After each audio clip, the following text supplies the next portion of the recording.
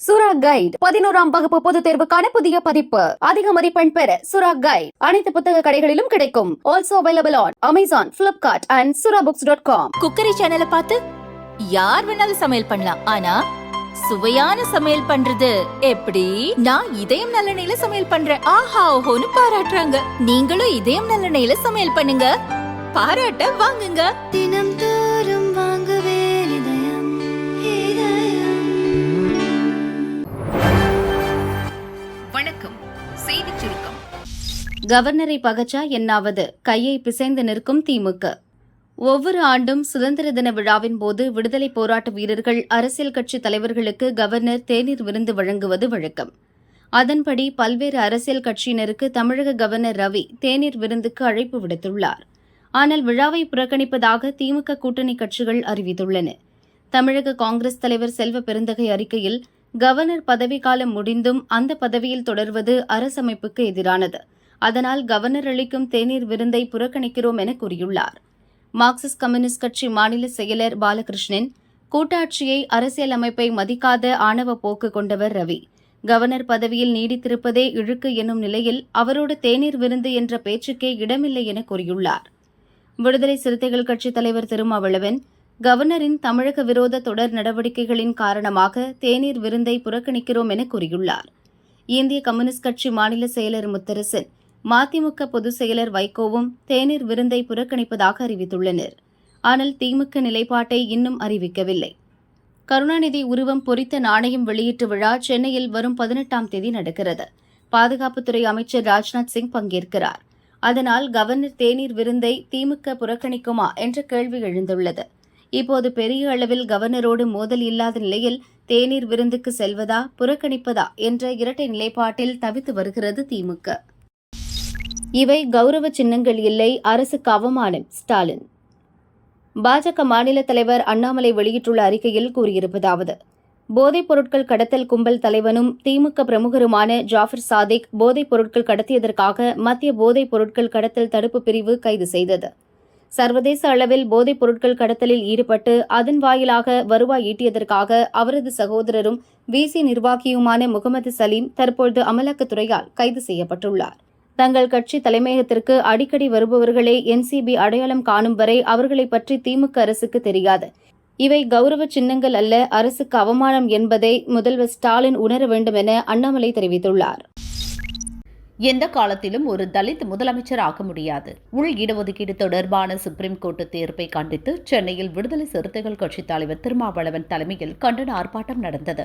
இந்த சாதிகளை எல்லாம் அரசமைப்பு சட்டத்திலே ஒரு பின்னிணைப்பாக இந்த பட்டியல் முழுக்க இணைத்தவர் புரட்சியாளர் அம்பேத்கர்.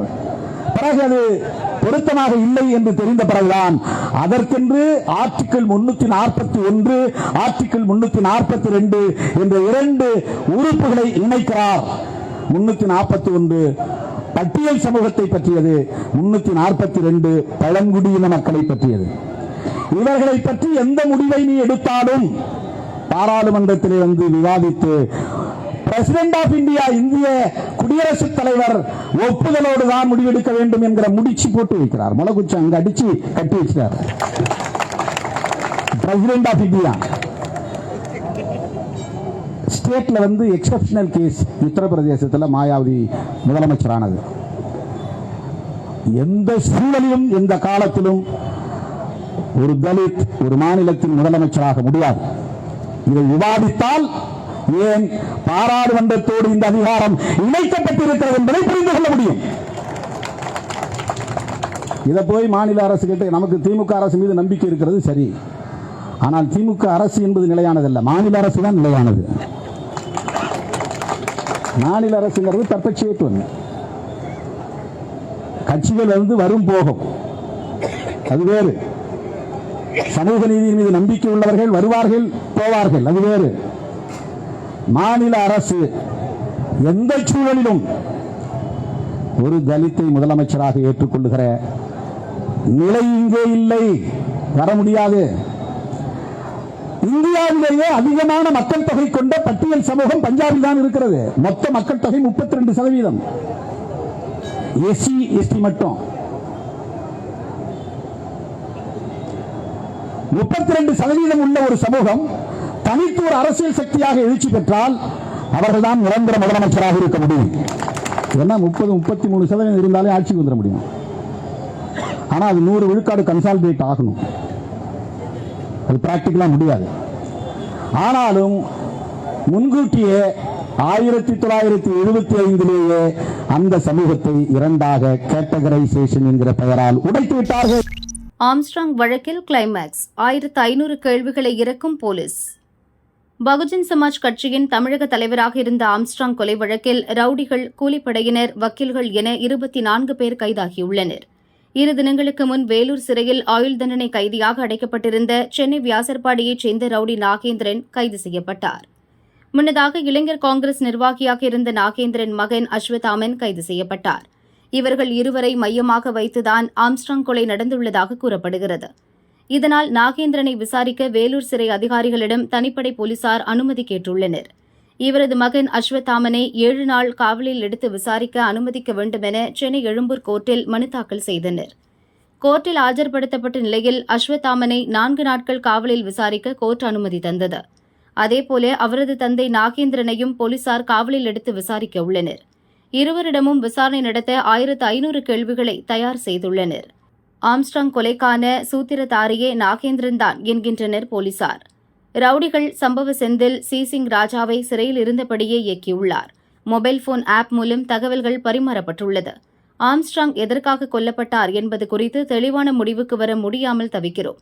கைதான நபர்கள் ஒவ்வொருவரும் வெவ்வேறு காரணங்களை சொல்கின்றனர். நாகேந்திரன், அஸ்வத்தாமனை விசாரித்தால் கொலைக்கான உண்மை காரணம் தெரியவரும் என போலீஸ் தரப்பு சொல்கிறது. டெல்லியில் சுதந்திர தின சர்ச்சை, கெலாட்டுக்கு கவர்னர் அழைப்பு. டெல்லியில் முதல்வர் அரவிந்த் கெஜ்ரிவால் மதுபான ஊழல் வழக்கில் சிறையில் அடைக்கப்பட்டுள்ளார். இந்நிலையில் சுதந்திர தினத்தன்று தனக்கு பதிலாக அமைச்சர் ஆதிஷியை தேசிய கொடி ஏற்ற அனுமதிக்கும்படி துணைநிலை கவர்னர் VK சக்சேனாவுக்கு அவர் கடிதம் எழுதியதாக கூறினார். ஆனால் முன் அனுமதி பெற்ற தனிநபர்களுக்கு மட்டுமே கடிதம் அனுப்ப முடியும், கவர்னருக்கு எப்படி கடிதம் அனுப்பலாம் என கெஜ்ரிவாலுக்கு திகார் சிறை கண்டிப்பு தெரிவித்திருந்தது. மேலும் அந்த கடிதம் கவர்னருக்கு அனுப்பப்படாமல் கோப்பில் வைக்கப்பட்டுள்ளதாகவும் தெரிவிக்கப்பட்டது.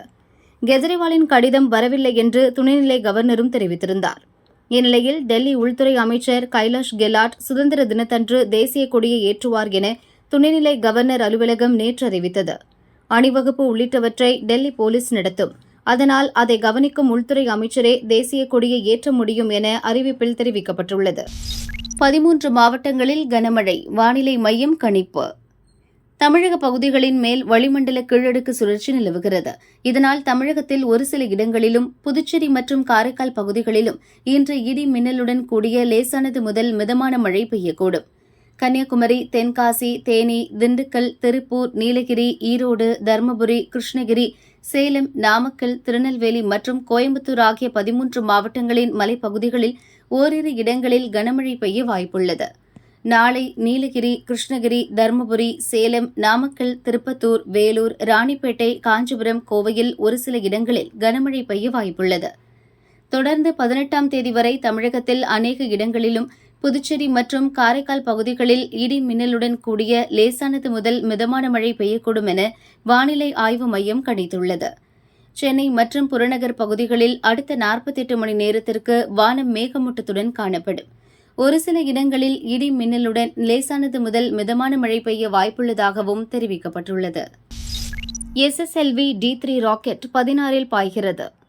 இந்திய விண்வெளி ஆய்வு மையம் புவியை கண்காணிக்க EOS-08 செயற்கைக்கோளை உருவாக்கியுள்ளது. இதை சுமந்தபடி SSLV D3 ராக்கெட் ஆந்திர மாநிலம் ஸ்ரீஹரிகோட்டா சதீஷ் தவான் விண்வெளி ஆய்வு மையத்தின் ஏவுதளத்தில் இருந்து நாளை காலை 9:17 மணிக்கு விண்ணில் பாயவிருந்தது. இந்நிலையில் இந்த ராக்கெட் நாளை மறுநாள் 16ஆம் தேதி காலை 9:19 மணிக்கு ஏவப்பட உள்ளதாக இஸ்ரோ தெரிவித்துள்ளது. நாடே எதிர்பார்த்த தீர்ப்பு, 3வது முறை ஒத்திவைப்பு. பாரிஸ் ஒலிம்பிக் போட்டியின் மல்யுத்தத்தில் ஃப்ரீ ஸ்டைல் 50 கிலோ பிரிவில் இந்தியாவின் நட்சத்திர வீராங்கனை வினேஷ் போகட் ஃபைனலுக்கு முன்னேறினார். போட்டிக்கு முன்னதாக வீராங்கனைகளின் எடை சோதிக்கப்பட்ட போது 100 கிராம் கூடுதலாக இருந்ததால் சர்வதேச மல்யுத்த சங்கம் வினேஷ் போகத்தை தகுதி நீக்கம் செய்தது. வெள்ளி அல்லது தங்கப்பதக்கத்துடன் அவர் தாயகம் திரும்புவார் என பெரிதும் எதிர்பார்க்கப்பட்ட சூழலில் இது இந்திய ரசிகர்களை சோகத்தில் தள்ளியது. தகுதி நீக்கத்தை எதிர்த்து court of federation of sports எனப்படும் சர்வதேச விளையாட்டு தீர்ப்பாயத்தில் வினேஷ் மேல்முறையீடு செய்தார். தனக்கு வெள்ளிப் பதக்கம் வழங்கிட உத்தரவிட வேண்டும் என மனுவில் கோரிக்கை விடுத்தார். 1 மணி நேரத்திற்குள் தகுதி நீக்கம் பற்றிய முடிவை அறிவிப்பது சாத்தியமில்லை. வினேஷ் போகத் மேல்முறையீட்டில் அனைத்து தரப்பிடமும் விசாரணை நடத்தப்படும் என தீர்ப்பாயம் கூறியது. விசாரணை முடிந்து இந்த விவகாரத்தில் ஏற்கனவே 2 முறை தீர்ப்பு ஒத்திவைக்கப்பட்ட நிலையில் செவ்வாய் இரவு தீர்ப்பு வழங்கப்படும் என அறிவிக்கப்பட்டிருந்தது. இந்த சூழலில் 3வது முறையாக மீண்டும் தீர்ப்பு ஒத்திவைக்கப்பட்டுள்ளது. தீர்ப்பு ஒத்திவைக்கப்பட்டதற்கான முழு விவரம் இன்னும் வெளியாகவில்லை. ஆகஸ்ட் 16ஆம் தேதி இரவு 9:30க்கு தீர்ப்பு வழங்கப்படும் என தீர்ப்பாயம் அறிவித்துள்ளது.